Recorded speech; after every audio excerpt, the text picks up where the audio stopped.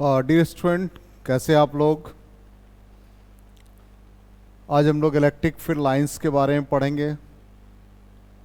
इससे रिलेटेड पहले वाला वीडियो ज़रूर आप देख लेंगे जिसमें इलेक्ट्रिक फील्ड से रिलेटेड प्रॉब्लम्स को भी डील किया था। तो यहाँ पर इलेक्ट्रिक फील्ड लाइंस, सबसे पहले इलेक्ट्रिक फील्ड लाइंस को समझते हैं। इलेक्ट्रिक फील्ड लाइंस है क्या? सिंपली एक पॉजिटिव चार्ज हमने एज्यूम किया, प्लस क्यू चार्ज। हम लोगों ने प्रीवियस क्लास में ये पढ़ा, फील्ड रेडियली आउटवर्ड होता है। ये रेडियली आउटवर्ड का मतलब सेंटर से रेडियस को आप ज्वाइन करेंगे। जैसे ये थोड़ा मैग्नीफाई करके आपको बता दें, ये सेंटर है, यहां से ये ज्वाइन करेंगे रेडियस, ये रेडियली आउटवर्ड होगा। सेंटर से ज्वाइन करेंगे ये रेडियस, ये रेडियली आउटवर्ड। इसका मतलब जो भी फील्ड लाइंस अंदर एग्जिस्ट नहीं करता, वो तो हमने आपको ड्रॉ करके बताया। अंदर किसी तरह का फील्ड लाइंस नहीं होता है, तो ये रेडियली आउटवर्ड है। अब इसके नियर बाई सपोज यहां पर एक चार्ज माइनस क्यू प्लेस कर दिया, तो ये रेडियली इनवर्ड को रिप्रेजेंट करेगा। यहां से ये रेडियली आउटवर्ड, रेडियली आउटवर्ड, ये रेडियली आउटवर्ड, रेडियली आउटवर्ड। इसके लिए फील्ड लाइंस रेडियली इनवर्ड हो गए, जो कि हम लोगों ने इलेक्ट्रिक फील्ड के डेफिनेशन इलेक्ट्रिक फील्ड वाले पार्ट में पढ़ा। अब ये रेडियली इनवर्ड, ये भी रेडियली इनवर्ड है। अब ऐसा तो नहीं होगा कि यहां से जो ये लाइन गया और ये 90 डिग्री पर बेंड हो जाए, ये गलत कॉन्सेप्ट। इसका मतलब यहां पर ये फील्ड के डायरेक्शन को रिप्रेजेंट कर रहा है।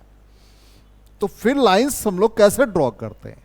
एक इमेजिनरी कर्व लेते हैं और ये एज्यूम करते हैं कि पॉजिटिव चार्ज का फ्लो इसके लॉन्ग है। तो ऑब्वियसली ये इमेजिनरी कर्व है, और ये जो टैंजेंट ड्रॉ करते हैं ये रियल है। इसका मतलब electric field lines an imaginary curve along which a positive charge would tend to move, and the tangent to which at any point, कहीं भी tangent draw करेंगे, and the tangent to which at any point gives the direction of electric field at that point। तो जहां भी आप tangent draw करेंगे वो electric field के डायरेक्शन को रिप्रेजेंट करेगा। इसलिए हमने यहां पर ये कर्व दिखाया, और ये कर्व इमेजिनरी है, और ये जो फील्ड रिप्रेजेंट हो रहा है वो रियल है। ये हमारा इमेजिनरी है, और ये जो फील्ड हम लोग रिप्रेजेंट कर रहे हैं इट इज रियल। तो ये इलेक्ट्रिक फील्ड लाइंस, और इलेक्ट्रिक फील्ड लाइंस अब ये स्पेस में है, तो यही हमने डिफाइन किया है as the curve along which a small positive charge would tend to move at the tangent to which at any point gives the direction of electric field at that point। Electric field lines are imaginary curve. ये हमने कहा भी आपको कि imaginary curve है, लेकिन जो field represent हो रहा वो रियल है। अब ये स्पेस कर्व है, ऑब्वियसली ये 3 डायमेंशन है, तो ये स्पेस कर्व कहलाएगा। अब इसके प्रॉपर्टीज पे आ जाए। ऑब्वियसली ये पॉजिटिव चार्ज से ऑरिजिनेट होगा और नेगेटिव चार्ज पे टर्मिनेट होगा। तो पहला पॉइंट हम लोग ये लिख सकते हैं, it originates from positive charge. तो पॉजिटिव चार्ज से ऑरिजिनेट हुआ and terminate on negative charge, negative charge पे टर्मिनेट होगा। अब आपसे कह दिया जाए draw the field lines for charge Q greater than 0, तो ये ड्रॉ कर देंगे आप, और रेडियली आउटवर्ड ये कंप्लीट कर लेंगे आप।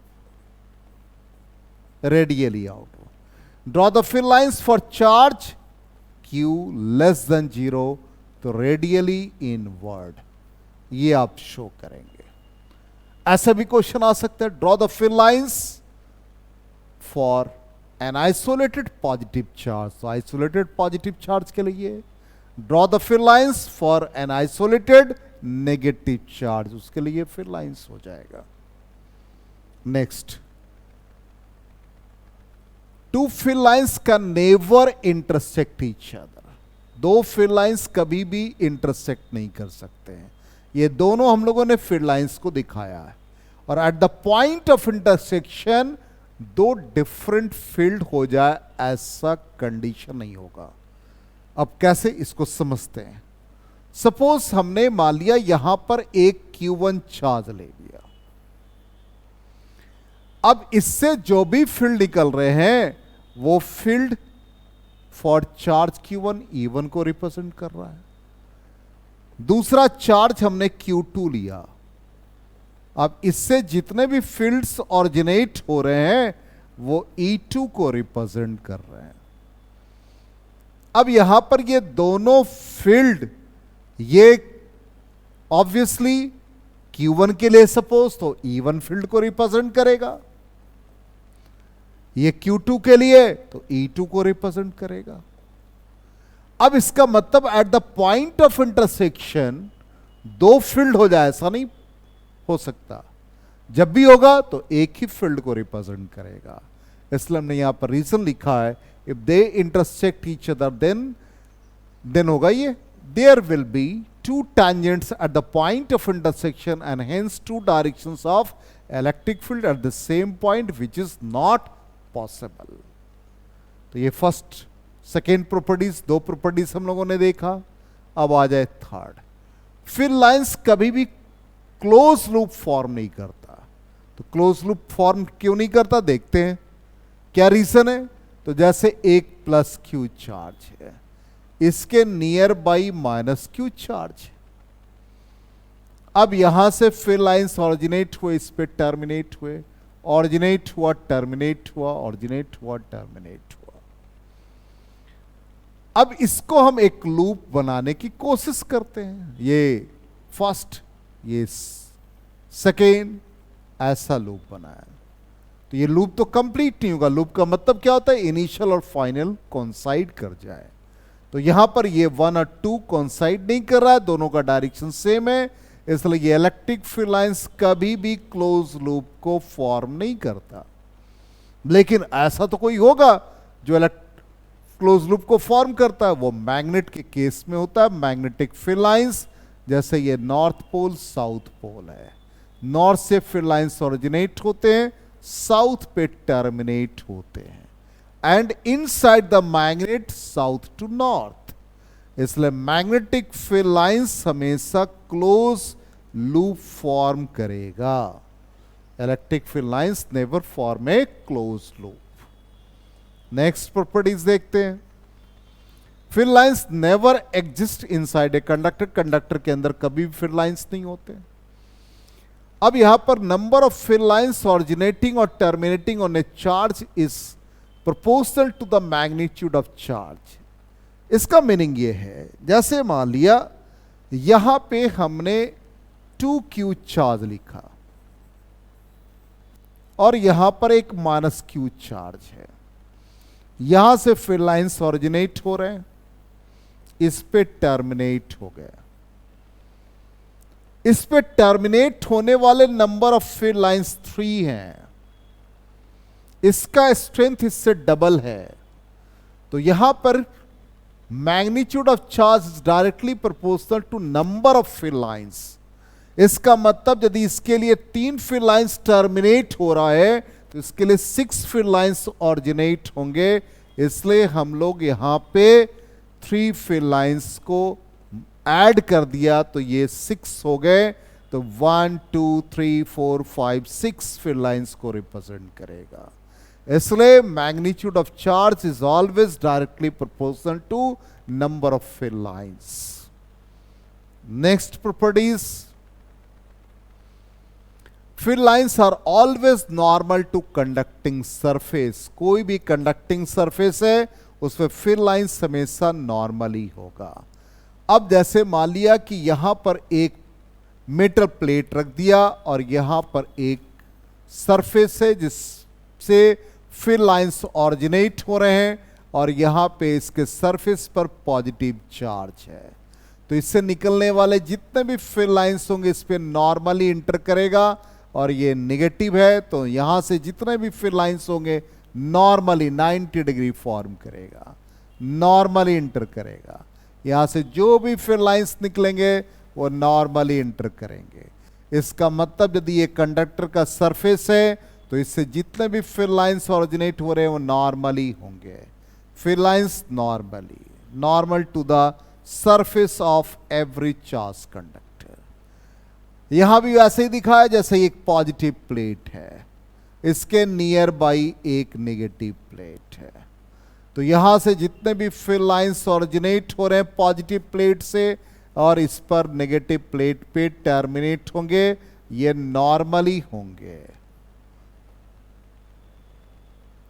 ये नेक्स्ट प्रॉपर्टीज आ जाए।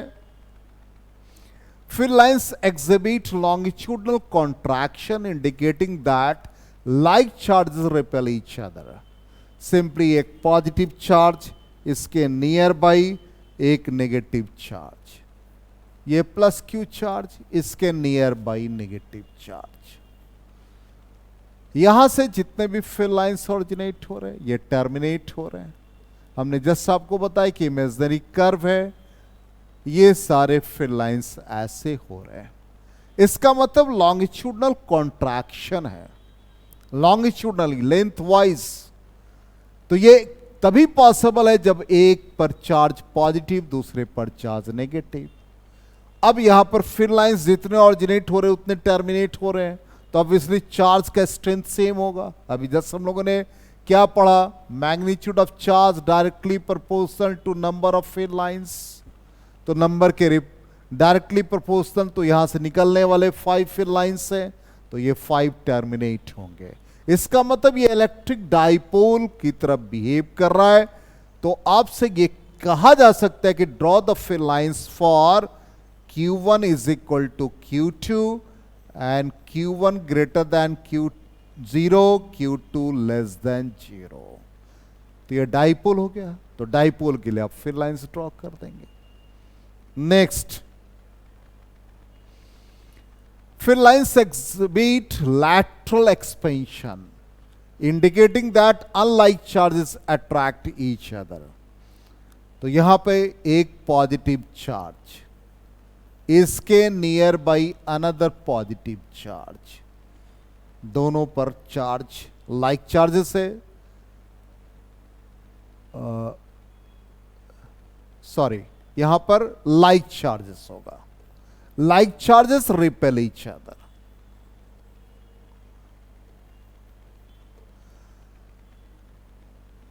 तो इन दोनों के बीच lateral expansion, lateral expansion, इसका मतलब परपेंडिकुलरली एक्सपेंशन होगा। ये इंडिकेट कर रहा है कि दोनों पर लाइक चार्जेस है। lateral expansion इस तरह से इंडिकेट कर रहा है। इसका मतलब इन दोनों पर चार्ज का मैग्नीट्यूड यदि इक्वल है तो इसके बीच में at the mid point neutral point आएगा, जहां पे electric field intensity will be 0। तो ये हम लोगों ने प्रॉपर्टीज देखा।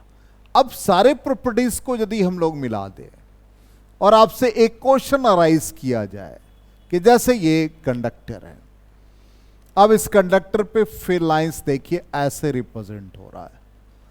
1 फिल लाइंस, दूसरा फिल लाइंस, तीसरे फिल लाइंस है, थर्ड वन और फोर्थ वन। ये एक इमेजिनरी पार्ट। आपसे एक क्वेश्चन अराइज किया गया कि भाई इस चारों में से कौन से फिल लाइंस को रिप्रेजेंट करेगा। तो यहां पर थर्ड और फोर्थ पॉसिबल है। फर्स्ट क्यों नहीं, रेडियली इनवर्ड नहीं है। सेकेंड, कभी भी electric field inside the conductor exist नहीं करता है। थर्ड, रेडियली इनवर्ड है, perpendicular to the surface. Fourth, radially outward है, परपेंडिकुलर टू द सरफेस।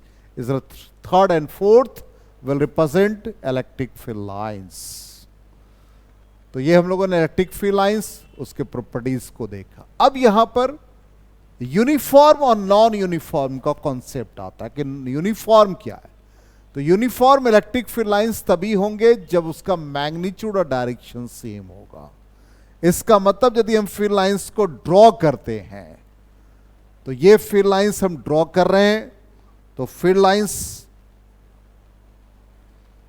इस तरह का डायरेक्शन शो कर रहा है, सबके डायरेक्शन सेम है, सब इक्विडिस्टेंट है। सपोज ए सबका डिस्टेंस इक्वल है, इसलिए ये यूनिफॉर्म फील्ड को रिप्रेजेंट करेगा। यहां पर कहीं भी दो पॉइंट हम ले लें, सपोज यहां पर पॉइंट P ले लें, यहां Q ले लें, तो electric field at point P is equal to electric field at point Q। तो ये यूनिफॉर्म को रिप्रेजेंट कर रहा है। आपसे ये कहा जाए कि यूनिफॉर्म फील्ड के लिए कोई एग्जाम्पल दे, तो एक यूनिफॉर्म फील्ड के लिए आप बेस्ट एग्जाम्पल लिख सकते हैं parallel plate capacitor. Parallel plate capacitor में यहां पर एक पॉजिटिव प्लेट होता है, ये हम लोग आगे की क्लास में पढ़ेंगे, और यहां पर एक negative plate. Just a minute,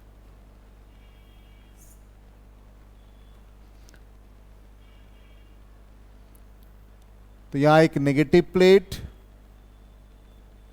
अब इससे जितने भी फील्ड लाइंस निकल रहे हैं वो यूनिफॉर्म है, इक्विडिस्टेंट, डायरेक्शन सबका सेम है, तो ये यूनिफॉर्म फील्ड को रिप्रेजेंट करेगा। नेक्स्ट है नॉन यूनिफॉर्म। ये हमारा एग्जांपल है non uniform electric field. Obviously ये फील्ड का डायरेक्शन, ये डायरेक्शन, ये सारे डायरेक्शन बदल रहे हैं।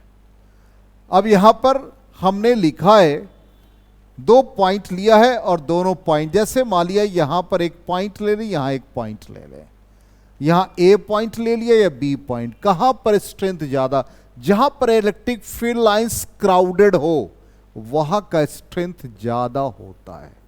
तो ए का फील्ड लाइंस या ए पर स्ट्रेंथ ज्यादा होगा, तो E A greater than E B. इसलिए यहां पर हम लोगों ने लिखा है E X greater than E Y. ये नॉन यूनिफॉर्म फील्ड को रिप्रेजेंट कर रहा है, और एक्स पर फील्ड स्ट्रेंथ ज्यादा है। तो हम लोगों ने इस क्लास में इलेक्ट्रिक फील्ड लाइंस और इलेक्ट्रिक फील्ड लाइंस के प्रॉपर्टीज को हम लोगों ने डील किया। तो इस तरह से आपको ये क्लास में आपने एंजॉय किया होगा। Thank you and good bye.